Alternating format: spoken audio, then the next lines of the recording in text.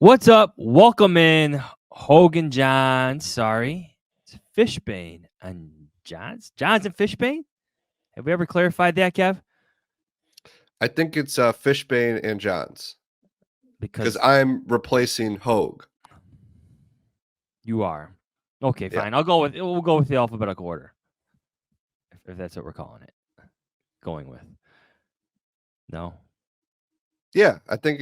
Okay. Hey, everybody! Welcome to Fishbain and Johns. No, What's up? Welcome in. Fishbain and Johns here. try You again. know Try how to again. reach us. Try again. HoganJohns.com. Little more enthusiasm, less sarcasm. Go ahead. Try again. What's up? Welcome in, everybody, to No, another episode of Fishbain and Johns. No, I'm out. no, you're out. All right. What's up? Welcome in, Hogan Johns. Fishbane in for Hogue. You know where to find us. Kevin and I are on the Athletic, theathletic.com. We have a piece out today, kind of setting the scene on the off season, since we're officially in the off season. This is our first podcast since the Super Bowl. Our friend Adam Hogue needed a vacation apparently after spending all week in Las Vegas with Greg Braggs and Mark Carman. Yeah. Shout out to the Hogue man. I told him, like I do every year, he does an incredible job during Super Bowl week. But to do what he did while having to deal with Greg Braggs and Mark Herman deserves even more credit. We So love those guys, though. shout We're out. kidding. Although we are disappointed he didn't take off his shirt for that one interview that they did. Are we? Are we disappointed? Probably not. Probably not, but maybe someone is. Maybe someone is somewhere. You know what? I'm guessing Hogue's shirt is off right now as he's sitting on the beach in Hawaii. So I hope so. He's gonna enjoy listening to this open. But Kev, the off season is here. Super Bowl's over. Any takeaways before we start talking about Caleb Williams for this entire podcast? you know what? I had an interesting quick takeaway from Super Bowl because I know everyone wants to talk about the quarterbacks and the defenses. Here's mine. Matt Eberflus is a more aggressive coach than Kyle Shanahan. Kyle Shanahan just fired his defensive coordinator, Steve Wilkes. He did. I just think I was watching the way, and this is not like a new thing with Kyle Shanahan about the way he's just going to take the points. He obviously went for it on that 4th and 1 late in the game.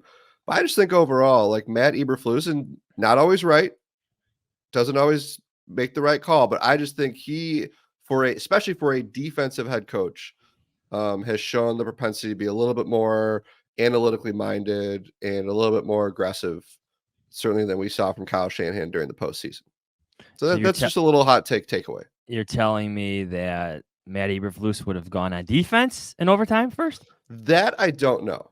That I don't know. I just think that, but like thinking through that decision, I don't know if Matt Eberflus would have wanted to sit there and watch Patrick Mahomes with the ball in his hand with an extra down, which is what Mahomes essentially Yeah, got. my entire thought process during that Super Bowl was as well as the 49ers play.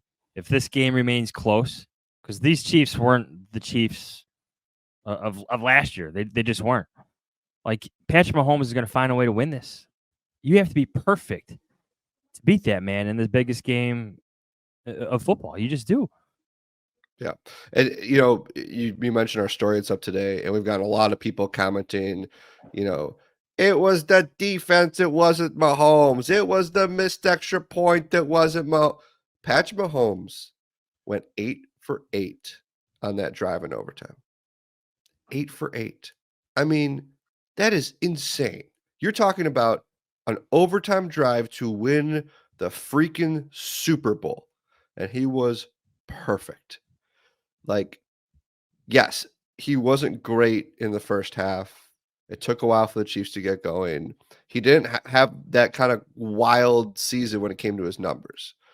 But what that dude did in the playoffs, what he did in the fourth quarter and overtime, like it's all right there. And I can't believe like anybody's discount. I mean, I'm not discounting Spags or what that defense did, but that was another takeaway is as we're gonna get into it on this episode, the quarterback. It's all about the quarterback. Patrick Mahomes' bad season would be a great season for Chicago Bears quarterback. What was his passer rating? His passer rating this year was 92.6, which is 0.3 higher than Jay Cutler's career best. Yeah. Still had a good QBR of 63.1, 4,100 passing yards, 27 touchdown passes. That's a down year for him. More game manager than game changer this year. I've said that and written that a couple times now, but that's professional quarterback play. He had to complement his defense sometimes, and that defense is one of the best in the league. Yeah, and as we talk about the future for the Bears at quarterback, a lot of times it comes down to this. In that Patrick Mahomes situation, if it's overtime in the Super Bowl and the team you're playing just kicked a field goal and you can win the game if you drive down and score a touchdown, who do you want to be your quarterback? And I think Patrick Mahomes is number one in that list. And the Bears are going to try to find their guy who they can trust, because that's been the biggest knock on Justin Fields, right? That he has not shown in those situations for a lot of reasons outside his own control, but still that he can necessarily be that guy. Mahomes is that guy. Ryan Poles said that himself. So I've been looking forward to this podcast for a couple of weeks now. We're bringing in Antonio Morales, our USC football writer for The Athletic. Last time, hey, there he is, Antonio. Good to see you. The last time Antonio and I were together, we were in South Bend watching Caleb Williams' worst college football game, right? Sure were. That was a pretty surprising performance that night, especially since like everybody from the Chicago Bears was there, and that type of performance that Caleb had. But that's where USC's season kind of took a downturn. So things have been really interesting since then. So, well, can we begin with that game? Again, you and I literally sat next to each other. Yeah. Behind us is Ryan Poles and Jeff King, one of his top scouts. John Dorsey is there, right? Brandon Bean, was he there? I'm forgetting the exact list, but there were a lot of scouts. The top row of that press box was full of them. The sidelines were full pregame. And you said you were surprised. Like, why were you surprised that he had that type of performance against Notre Dame? Because Caleb, he had played a really clean 2022 season. There are sometimes maybe a play or two, like every 4 or 5 games, where like he might have forced something, but it was so rare for him to like kind of play like that. And against Notre Dame, he just forced like 3 bad decisions in the first half, which is something he hadn't done really much of before. I think he hadn't faced pressure like that up until that point in terms of the pass rush and everything like that. The offensive line was much better in 2022 than it was in 2023. And Notre Dame really got to him in terms of applying pressure and getting in his face and frustrating him.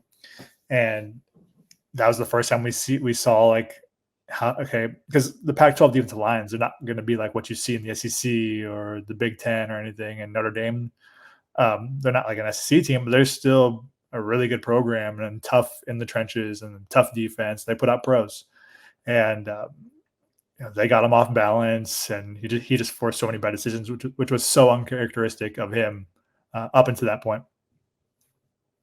And Joe, we're going to get into some of the I guess controversies, if you will, that have followed Caleb Williams, and I almost want you to gear us in the direction, because certainly the Notre Dame game is one when you look at it, but I think there's a lot of people in Chicago that are just looking at these quote unquote red flags or things that were not Caleb at his finest.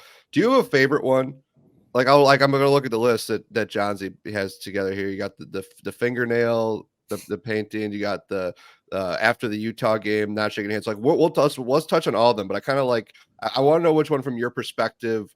The crying after the Washington game. Which one from your perspective? I don't know. Maybe is the most overblown or ridiculous that you want to kind of start this conversation at. Yeah, I think Caleb, he's polarizing for a lot of people, and I think the Washington one is kind of overblown. That's just he's an emotional guy who put like a lot of work into this season. And did he play perfect?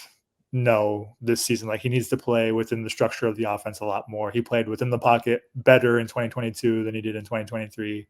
There was times in 2023 where he just kind of got greedy, or he's hunting for the big play, holding on the ball too long. So he wasn't perfect this season, but everything else around him still did fall apart. like this year. The offensive line wasn't better. The receivers weren't as good. The defense wasn't as good. And I could sense why he'd be frustrated when he scored 42 points on Washington. I think that was the most Washington gave up all season. They still lost. And that was like the third or fourth time in his USC career where he scored 42 points and they lost the game. So it's like he did like all he could that game, and I think that game knocked them out of the Pac-12 title race basically. And so like any hopes of him winning a championship in his college career were done in that moment. So I could see why he's emotional there. So I didn't make a big deal out of that one, but I can see where people like roll their eyes at some stuff. Like I get some of that just because like I think the GQ article, Caleb and his family and his camp are very measured and orchestrated. Like everything's like orchestrated and calculated, and like everything's planned out. So there's a GQ article where he says like I don't know if I'll come back. Like I don't know if I'll enter the draft or if I'll come back to school. And like I don't think his dad would say that. I don't think that caught Caleb off guard where his dad said that. And like the first time he saw it probably wasn't when the article was published. And then so like he gets asked about it the next day at USC, and he's like kind of annoyed about it. And it's like, well, Caleb, you knew that was going to come out.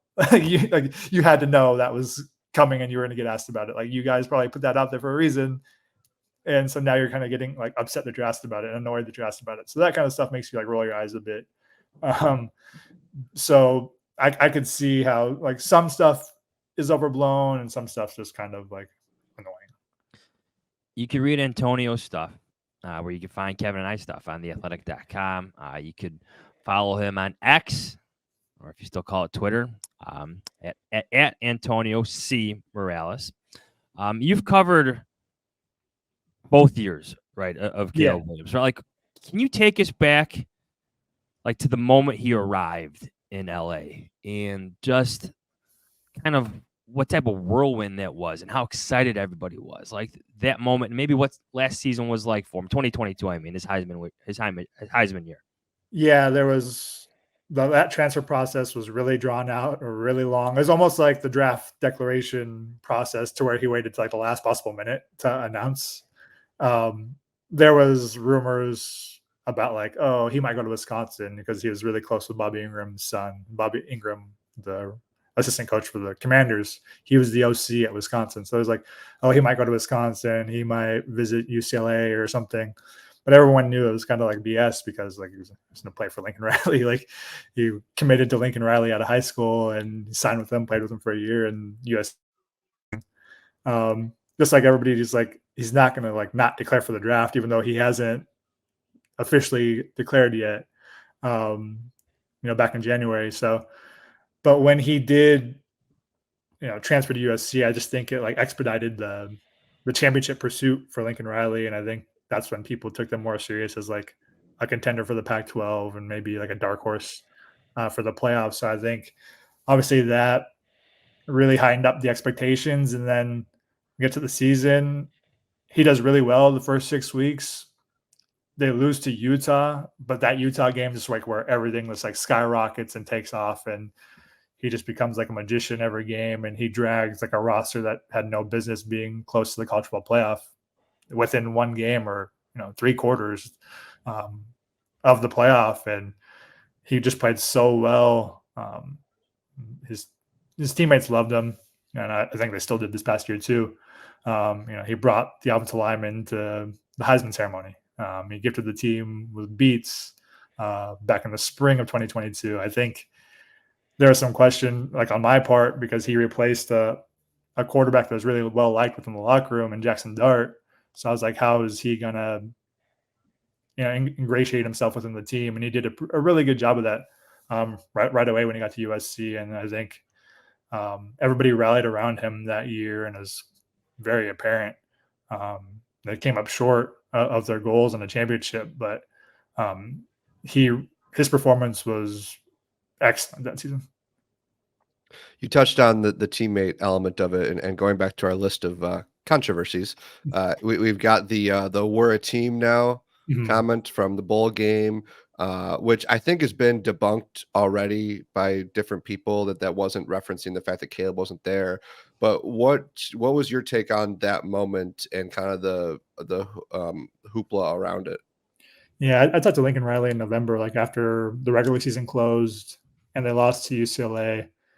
And I just asked him, I was like, okay, this is like, I knew this was going to be a build for you at USC, but like, do you think you took a step back anywhere in terms of roster building, culture, coaching, and stuff like that?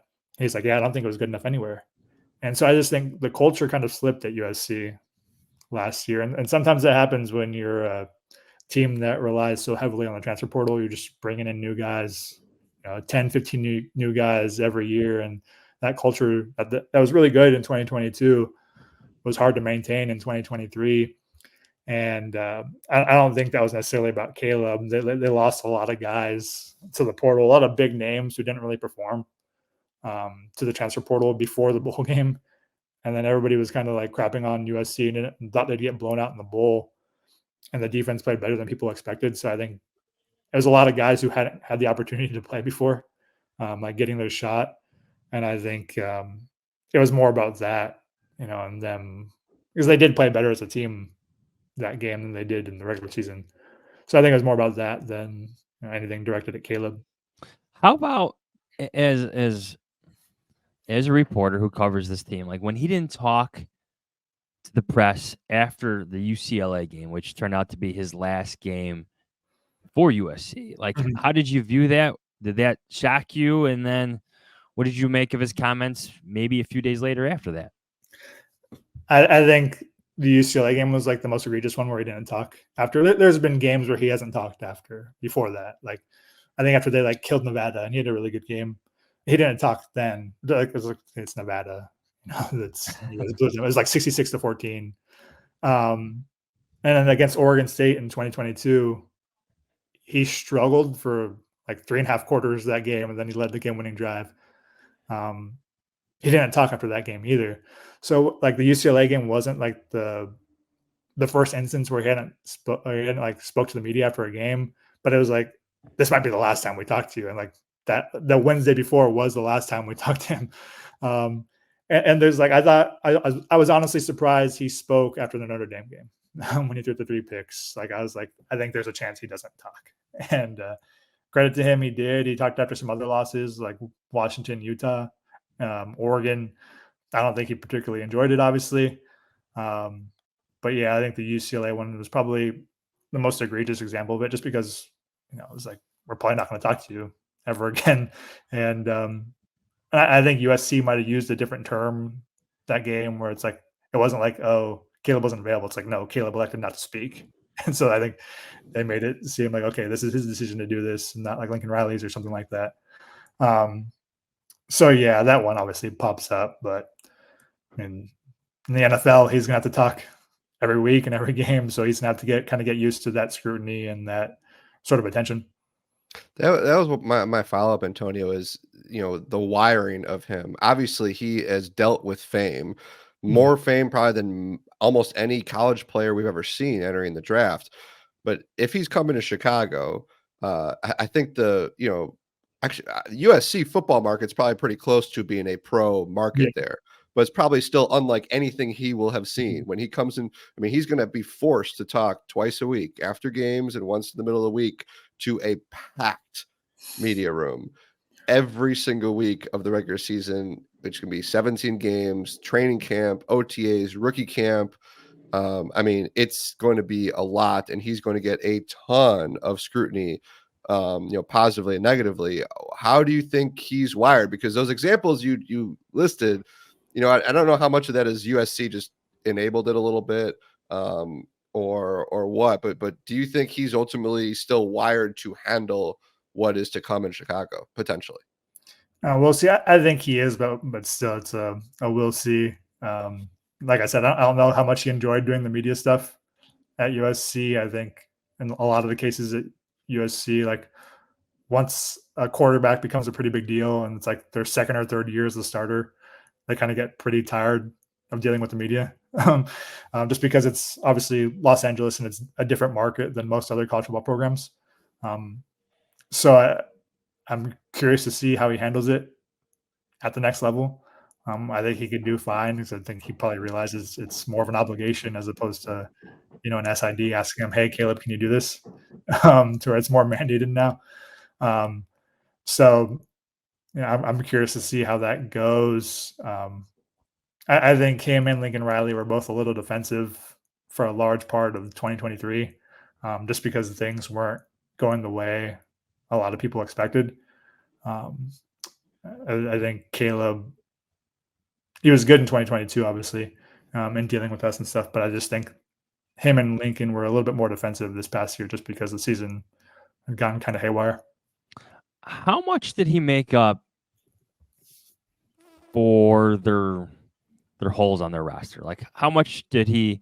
I think you mentioned a little bit about 2022 when things were working, but he seemed to raise the level of Mhm. play of those around him. Why did that not happen so much in 2023, or did it? But the talent gap was just that big. Yeah, I think there was a talent drop off on the offensive line. They lost like an All Pac-12 center. They lost an All American guard. I think once we saw some of those injuries hit in late 2022, we saw some of those deficiencies kind of, expose themselves. And 2023, when those guys were gone for their eligibility and stuff, those holes in the offensive line really showed against Notre Dame, Oregon, where he just gets pressured a ton. Losing Jordan Addison, you guys obviously seen Jordan Addison and what he can do. Um, it's funny because Jordan Addison, like I've seen Drake London, Michael Pittman, and those guys like really popped at USC. And Jordan Addison, I was like, he's good, but I don't know if he's as good as those guys were at USC. And then you see him in the NFL and you saw USC's receivers last season where they weren't as good. And you're like, oh man, he was a bigger difference maker than I realized in 2022. So the receivers kind of dropped off. The offensive line kind of dropped off. And I honestly think USC's coaching staff didn't do that great of a job scheming and game planning and just building the offense in 2023 as they did in 2022. In 2022, it's like, okay, there's this cohesive, kind of built out offense where they're building on something every game. In 2023, it was just like, Caleb, go make a play. Like, and so I don't think that benefited Caleb at all. It just seemed like, okay, we have him and he's going to do something. He's going to bail us out. And that obviously didn't work. And so I think it was a lot of things that were good in 2022 that just didn't perform at the same level last season. I'm curious. I feel like this is different with a lot of different college teams, but how closely are USC fans, you think, going to follow Caleb? Like, how interested are they in what's next for him in the NFL? I know sometimes college fans just once you're gone, you're gone. I don't know if he's different or if the things soured after last year or what. But like, do you think there's still a lot of intrigue among the fan base just to see how good he can be? Yeah, it's certainly different in this age in college football to where it's like these guys may be at USC or another school for like a year or two and then go. They didn't sign with them out of high school or something. But I think with Caleb, it's different just because in 2022, that's like, they were 11-1 at one point and were about to make the college football playoffs. So he kind of like restored the feeling of like that magic inside the Coliseum and stuff that had been gone and like missing for quite a while. So I think USC fans will still look at him fondly and won the Heisman Trophy and kind of got them back on the map relevance wise. So I think they're going to follow closely for what he does. And there's that stigma about USC quarterbacks in the pros just because they haven't really panned out. There's a Darnold, there's Sanchez, there's Leinart. Palmer did well, but there's been other guys who haven't been as good in the NFL as they were in college. So I think they want him to be successful so they can kind of tout a USC quarterback and sell that in recruiting and all that other stuff. As someone who watched live, then maybe later on film, like every snap of Caleb Williams' career at USC, like what do you make of Dane Brugler in his new top 100 putting him number 1 overall? Daniel Jeremiah's mock draft first pick. I mean, he's going to be. I don't want to. we got a mock draft coming out next week. I'm not going to give it away yet, but he could be number 1 in that one too. Like, what do you make of? Like, what's next for him after seeing everything he did the past 2 years? Yeah, the you can kind of see the magic there when he goes out on the run and makes some unbelievable pass like across his body, or with like a torque and power that you like don't normally see from a college quarterback. And the accuracy, like on the move, and you're like, wow, how did you do that? Um, but obviously, like that stuff's like rare. Um, but I think what's next for him is obviously like playing within the structure of the offense more. And I know there's been complaints about Justin Fields with that too, just like hunting the big play, holding on the ball too long, and things like that. So it's going to come down to a lot of coaching and getting him to kind of buy into playing in the pocket more.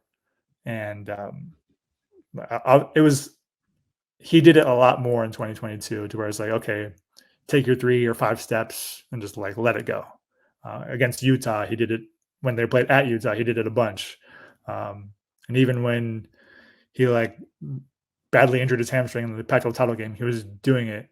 But then this year, he kind of freelanced a lot, and so you kind of want to see him just play within the flow of the offense and play within the structure a bit more. And I think that's the next step for him. I know he gets compared to Mahomes a lot, but I mean, we saw Mahomes this year to where, he played in a more calm version of his game. And I think that's what Caleb kind of needs to do as he goes to the NFL. Can we hit on the teammate stuff a little bit? You mentioned he was liked by his teammates in 2022, and the same thing was true in 2023. So what do you make of maybe criticism of how he is of a teammate, as someone who has talked to his teammates more than once about what type of teammate he is? I've used the word teammate way too much, my teammate Kevin Fishbain, but like how would you describe, like sum it up for us? Like, is he a good teammate? From all indications we got, USC, yeah, like the offensive linemen loved him. The receivers loved him. I remember Brendan Rice was like USC fans just like aren't going to realize what they have until he's gone. Like I remember he said that like in the middle of the year. There was never any like indications like, oh, this dude's hated on this team. I mean, why would the defense hate him when he's like carrying their back? He's carrying them on his back like 2 seasons. So like, I never got any like indication, that he was like a hated teammate or there was like some discontent with him. Obviously, I think he did a good job of trying to get them some shine too, in terms of like getting them attention. Like I mentioned, like breaking the offensive lineman to the Heisman ceremony when he won it in 2022, or like gifting them beats and trying to use like his NIL and his opportunities like to help benefit or give back to his teammates. So I think that was a positive for him.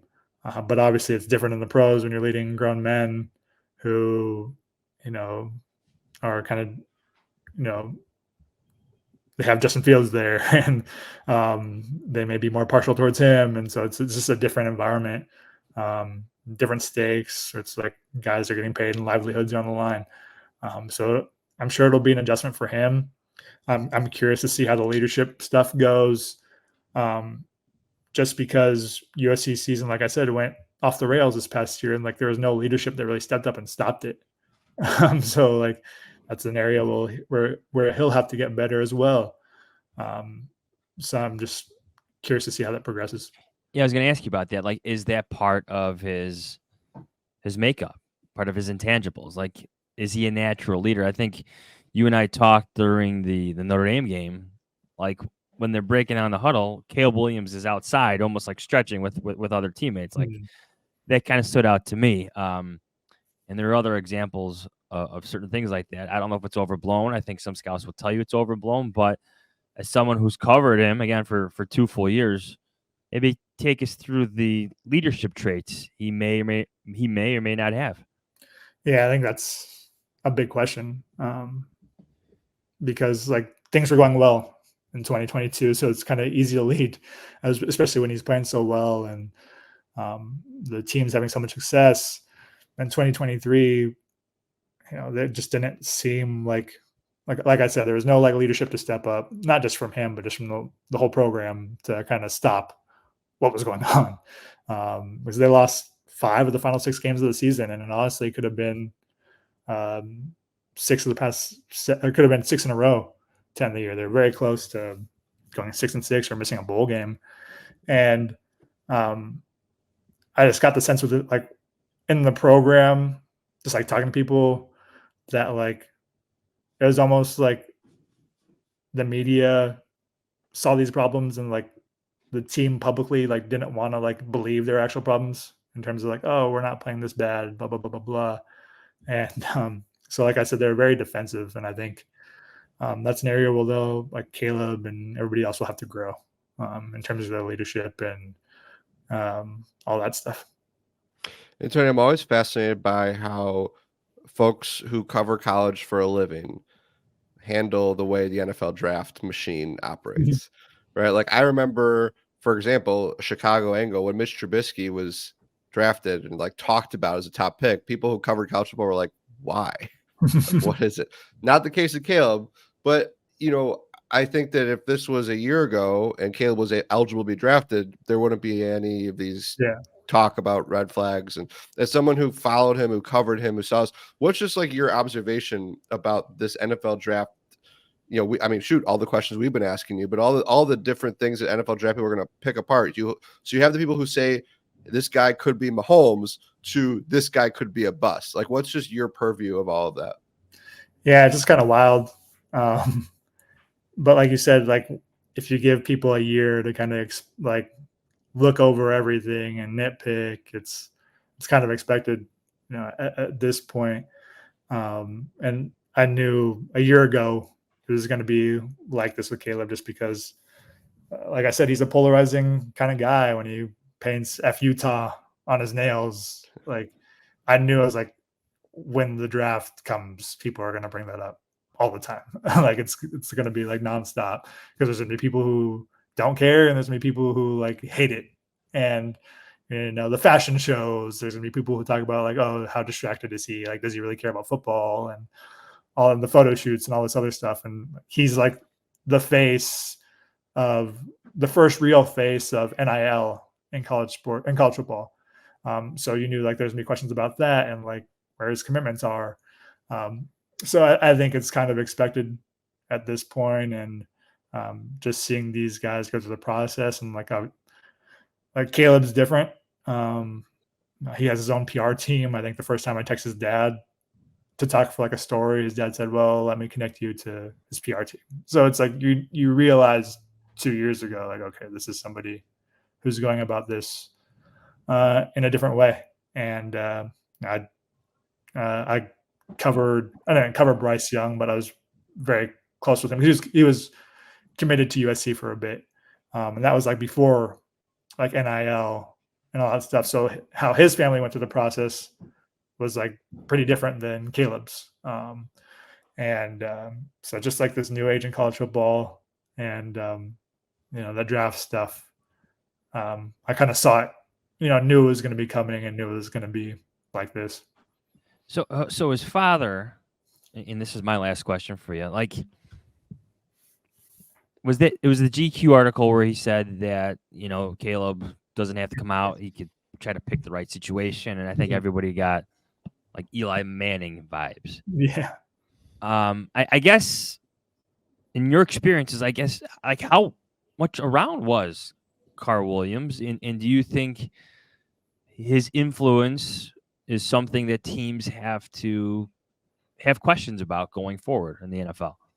I think it'll probably get asked about for sure. It's something teams will have to look into. I think, like I said, they're very calculated, and meticulous, and thorough, and ambitious. So I think that's something that'll be looked into for sure, because they're very close. And Carl, when he does talk, is pretty outspoken. And he's planned this out for Caleb for a long, long time, since Caleb was a little young kid. And now like they're like on the doorstep of that. So I do think that's something like teams will have to explore and kind of try to not vet, but kind of look into, in terms of how involved does Carl want to be, or how's he going to handle all of this, because you can have a little bit more control at the college level, but the NFL, they're going to be like, get the hell out of here. So like I'm interested to see how teams will approach that. Would you be surprised if he's not the first overall pick? Yeah, I think I would be at this point. Just because, like, I felt like a year ago, like, okay, Drake May will have a chance. I think he still does, but it just seems like the way things are trending, it seems like Caleb's like a consensus clear number one for most people, among the draft nicks and the draft gurus and stuff like that. So I would be pretty surprised if he wasn't the number one pick. And I think he gets snapped up by Washington at number 2, like right away if he wasn't. Yeah, I think we're all in the same place right now. Antonio, thank you so much. Will we see you at the combine? I'm not sure. I don't think I'll be there, but we'll see what happens. Well, Caleb Williams will be there. Come on, man. Yeah, I can let you guys handle that. Yeah, we're on it. Us and Washington and everyone else, right? Right, Kev? Oh yeah. Everyone's gonna be there for Caleb. It's true. But thanks, man. You can find Antonio's work on theathletic.com. You can follow him again on X at Antonio C. Morales. Thank you. Thanks, guys. Just fantastic stuff, Kev, from Antonio there. And when we brought up leadership, that whole discussion, his whole answer just kind of fascinated me a little bit because, like, one of the question marks I think the Bears, I know for a fact one of the question marks the Bears had about Justin Fields was about how he would maybe transform into a leader for them. And I think he has become a home run in that department. More than a home run, a grand slam, have you. His teammates love him. So I'm interested to see, like, how concerned, like, what do the Bears see in terms of leadership questions with Caleb Williams? I think that has to be addressed over the next, 4 months here as they go through the draft process.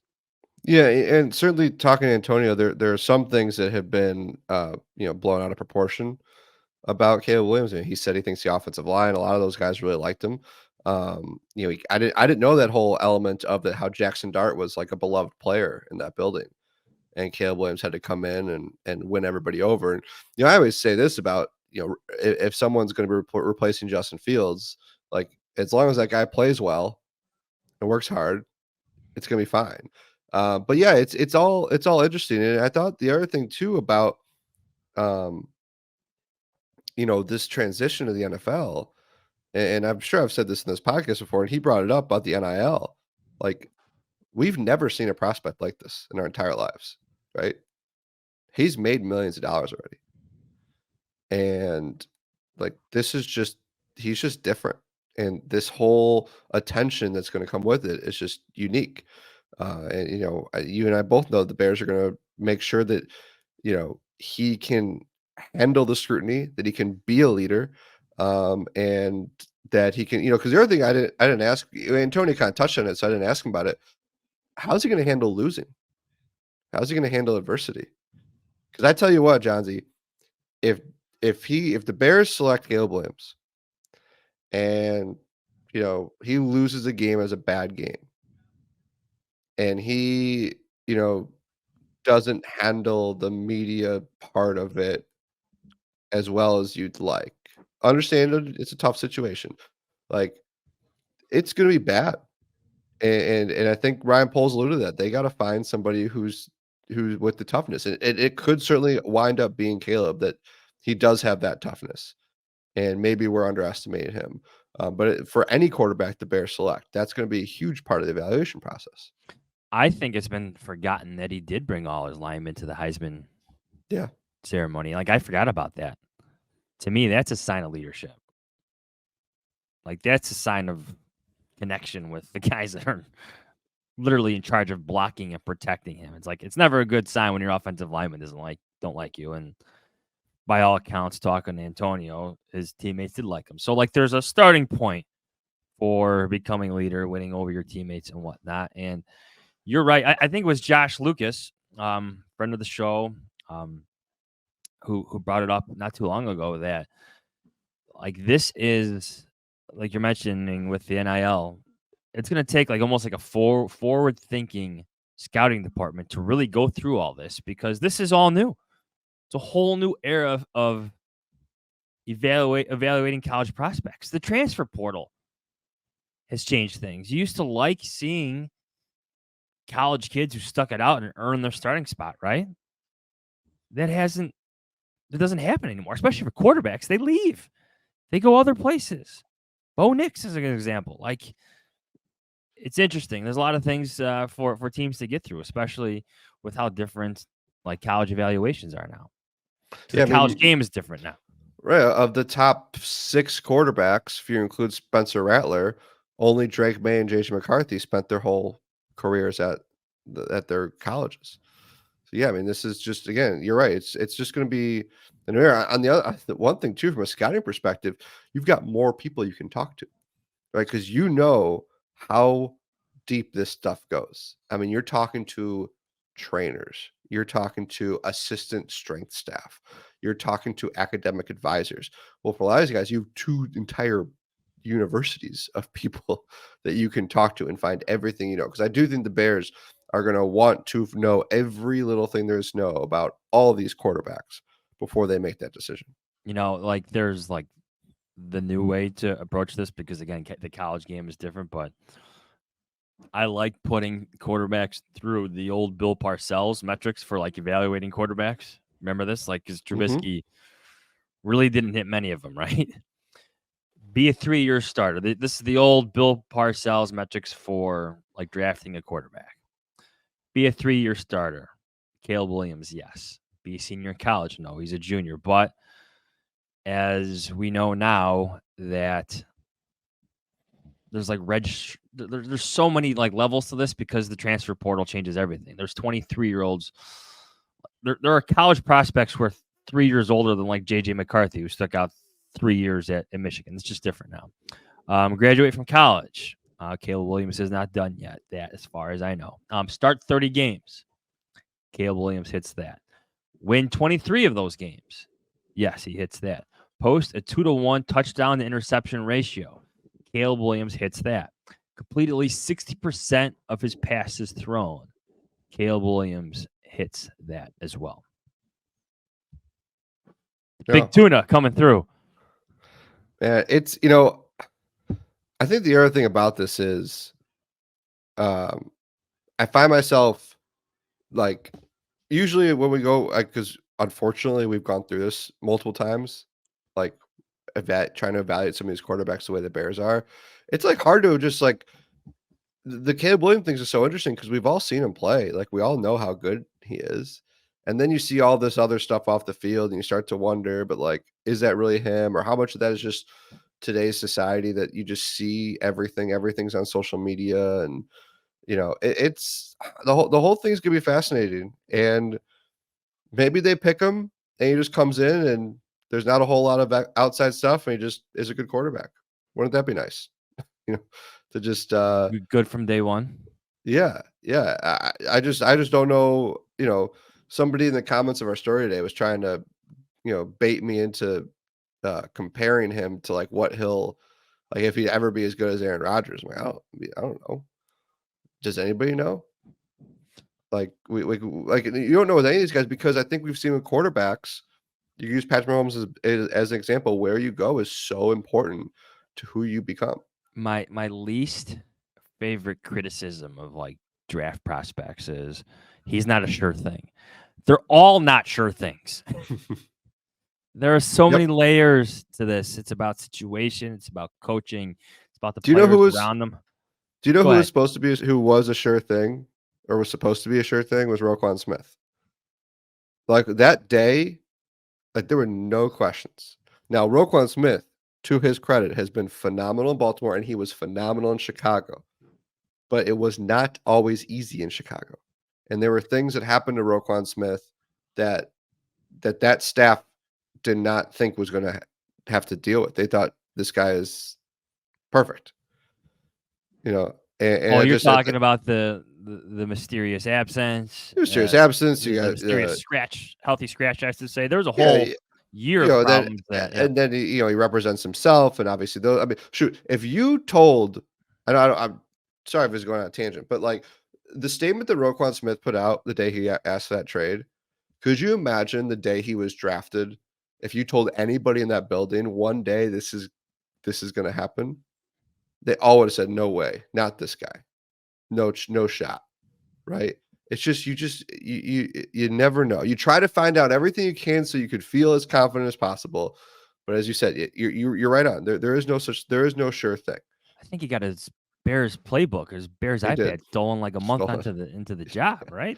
Like, Yeah. yeah, I there's no sure things to any of this. there are physical gifts and that you could look at and say, this guy, like I think if you look at the way Caleb Williams is built and can throw and all those things, there's no question about it. You could say the same thing about Justin Fields.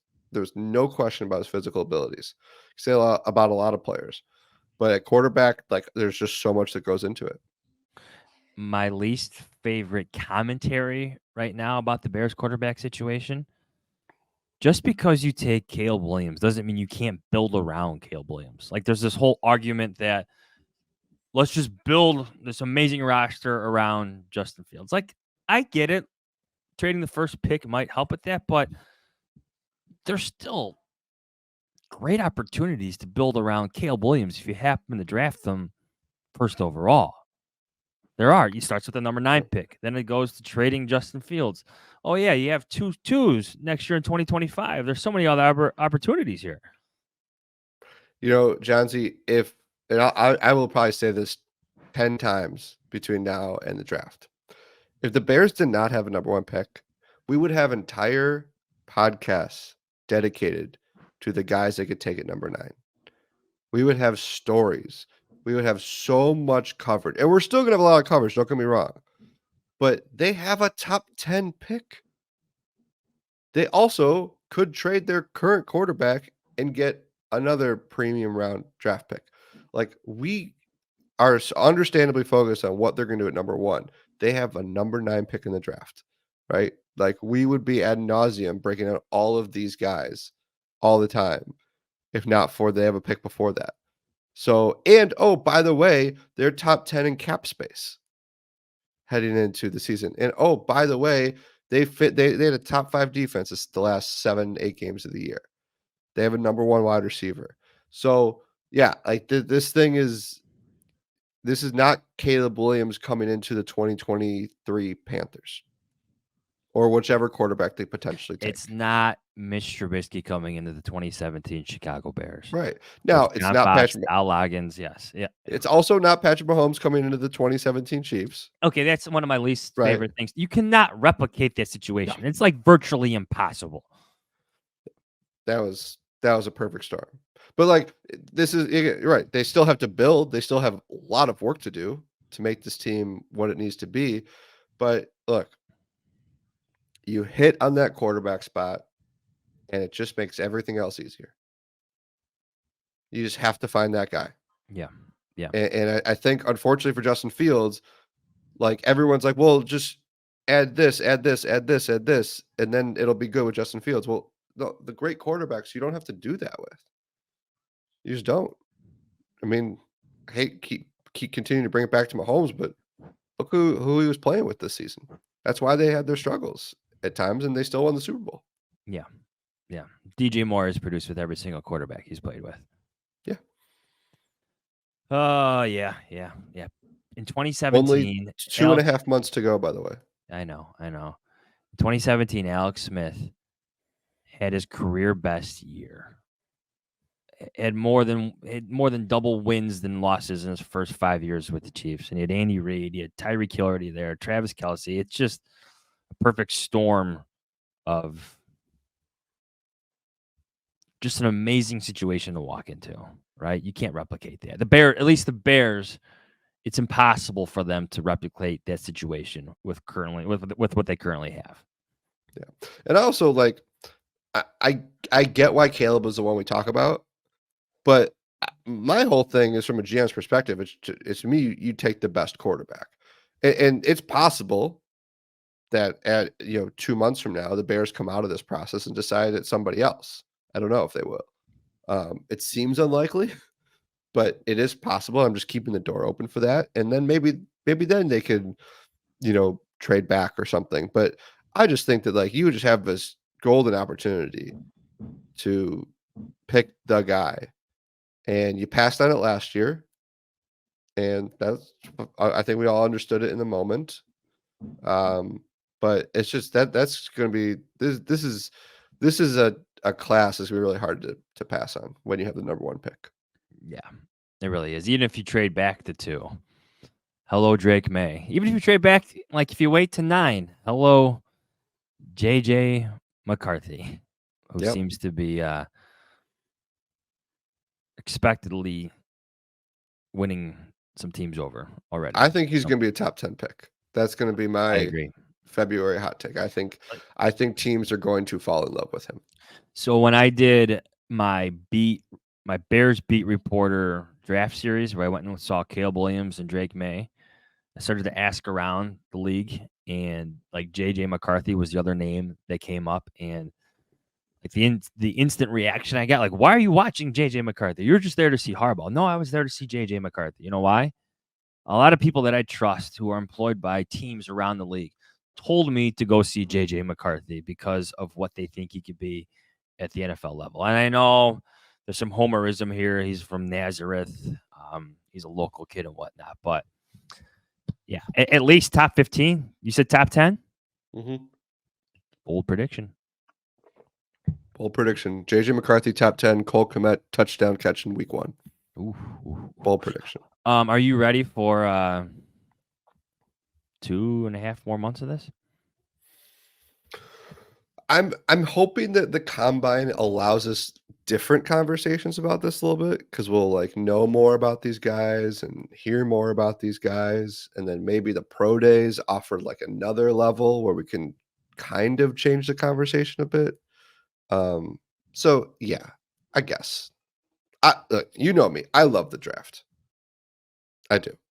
But it was wild that like, I mean, it was like I woke up Monday morning after the Super Bowl to all these different like radio requests, not from Chicago, just people wanting to talk about the Bears' number 1 pick of Justin Fields. I'm like, Super Bowl just ended, but it's the offseason.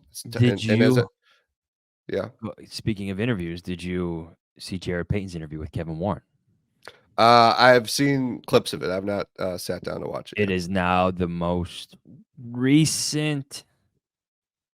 Those who want Justin Fields to stay, they now have this interview to use as support. Warren was kind of talking about using draft capital and whatnot. Right. I mean, as I said, I'm keeping all the options open. It would be, it would be something. It would be.